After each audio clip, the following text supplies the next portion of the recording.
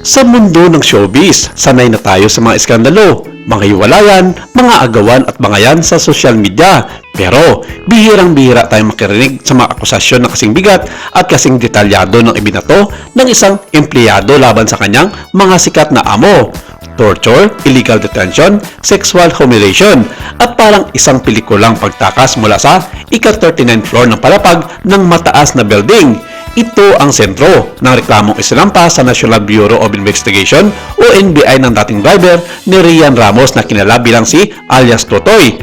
Ang kanyang mga itinuturo, walang iba kundi ang kanyang amo na si Rian Ramos, ang Miss Universe Philippines na si Michelle D at ang beauty queen na si Samantha Pallerio at ang kanilang mga bodyguards. Ano nga ba ang totoo? Bakit umantong sa NBI ang isang simpleng issue ng nawawalang gamit? At ano ang laman ng misteryosong film o angpaw na naging mitsa ng lahat ng ito? Ang ugat ng lahat ng gulo ay isang bagay na pilit nung hinahanap ng kampo ni Rian at Michelle D kay alias Totoy. Sa transcript ng panayam, tinukoy nito ng driver bilang isang film na nasa loob ng isang dibilog o posibleng film canister o storage device. Dito nagsisimula ang mga teorya.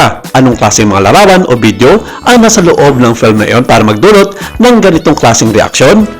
Ayon kay alias Totoy, kahit anong pilit sa kanya, wala siyang maibigay dahil wala naman daw sa kanya ang nasabing gamit. Kahit anong gawin nyo, wala po sa akin talaga yon. Ang paulit-ulit niyang sagot sa kanyang mga amo. Ang pagkawala ng item na ito ang naging mitsa ng isang madilim na gabi noong January 17. Ayon sa detalyadong salaysay ni alias Totoy, galing sila sa taping kasama si Rian Ramos. Pagka-uwi nila sa condo unit ng aktres bandang alas 3 na madaling araw, doon na nagsimula ang kalbaryo.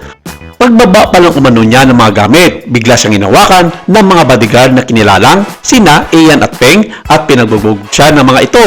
Ayon sa driver, nanonood si Rian habang binubugbog siya ng dalawa at pagkatapos ay sinapak din siya nito. Isang mabigat na akusasyon laban sa aktres na kilala sa pagiging may hinahon sa harap ng kamera. Kung mabigat ang akusasyon kay Rian, mas nakakapanindig balahibo ang kwento ni alias Totoy kay Michelle D.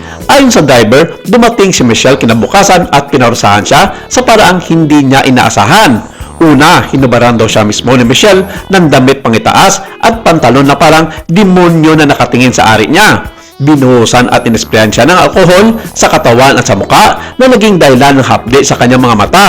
Tinanong daw niya si Michelle D, "Ma'am, ano po gagawin natin?" Ang sagot umano ng beauty queen, "Maglalaro tayo." Inilarawan ni alias Totoy kung paano pinasok ni Michelle ang mga daliri nito sa kanyang bibig, sa kanyang taya at piniga ang kanyang pribadong parte ng kanyang katawan. "Gusto ko laro," ang sabi ni Michelle habang ginagawa ito. Ang imahe nito, isang beauty queen na mga abuso ng hubad ng empleyado ay sadyang nakakagimbal kung totoo. Dahil sa takot na tatapusin na siya ng mga bodyguard, nagawa ni alias Totoy ang isang bagay na tila hango sa pelikula ni Tom Cruise.